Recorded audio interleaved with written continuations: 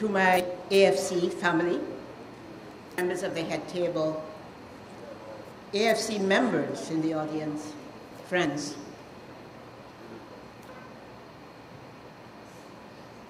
You're here today on your own volition. No buses brought you here. You came because you wanted to come. I want you to understand that that's the first thing that's different from the other political parties that we have not done as we gathered here today. I want you to understand that because we are very appreciative of the fact that you have come here on your own volition, and I say that knowing fully well the level of intimidation that prevails in this society that may cause you to be hesitant to show your face here this afternoon. But we will acknowledge your presence and show our appreciation by giving you a surprise gift before you leave. I want, therefore, to ask you to applaud for yourselves, for your courage, for coming here.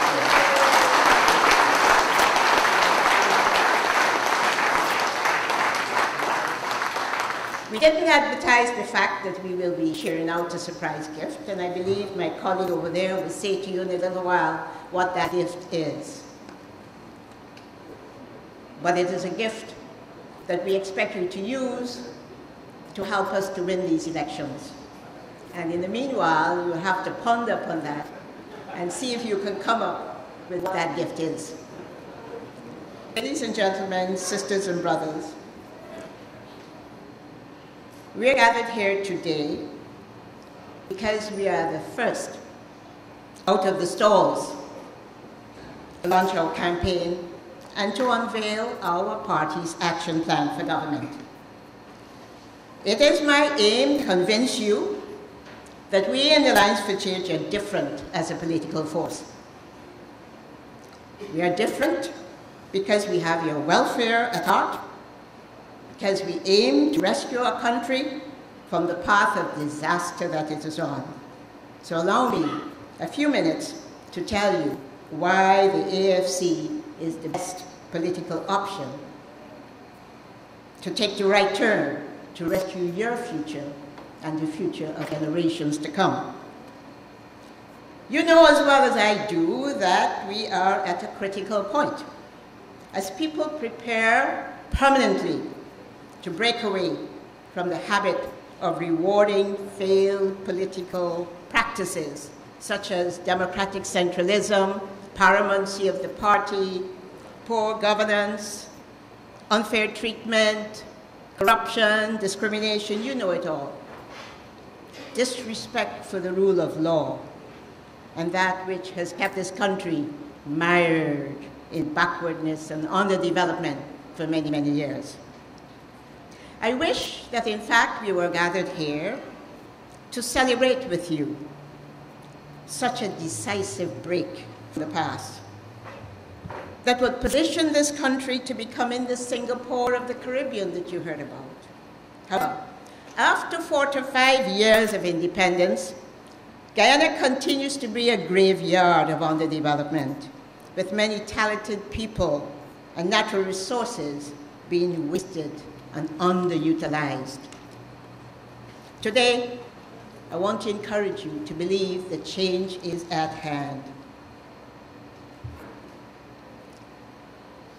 I want to encourage you to read the action plan carefully to better understand how different we are as a political party. In this document, we offer you a fair understanding of our guiding political principle, and that is liberal democracy.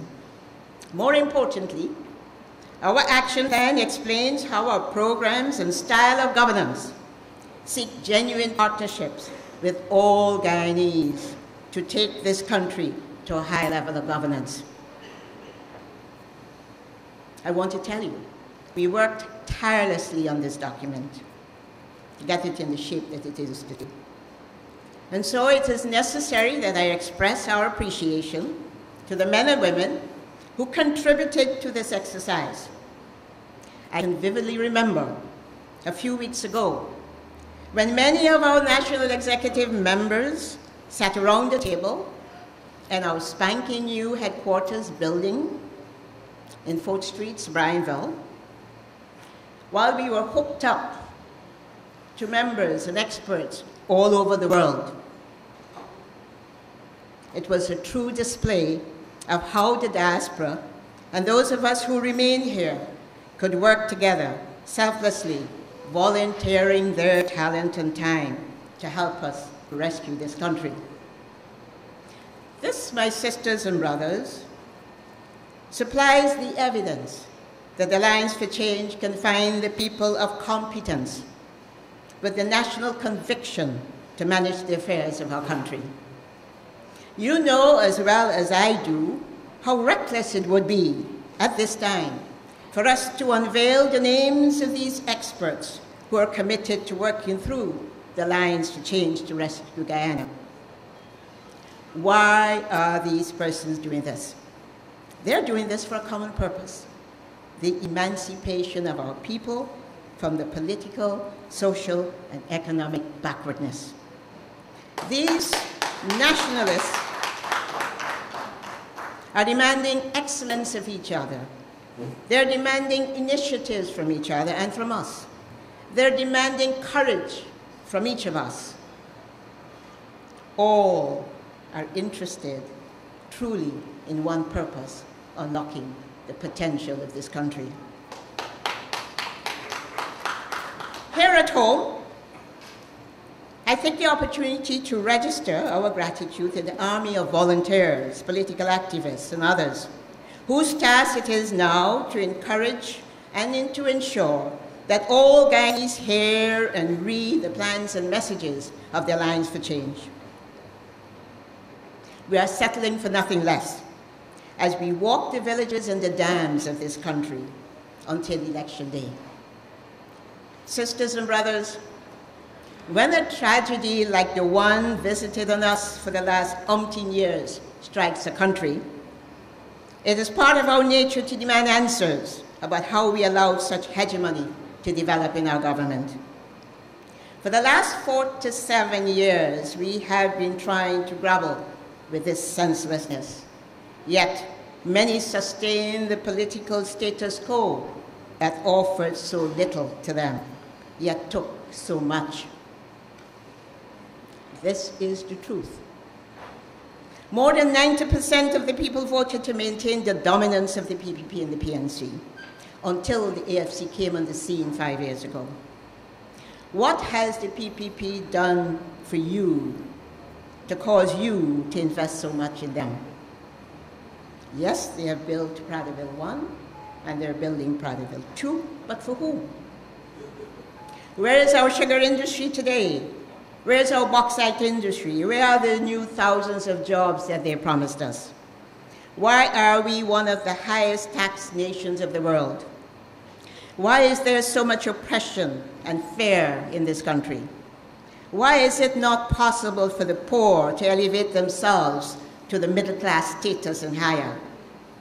Why is old age pension so small? I tell you why. Because I have reason to believe there are thousands of phantom pensioners.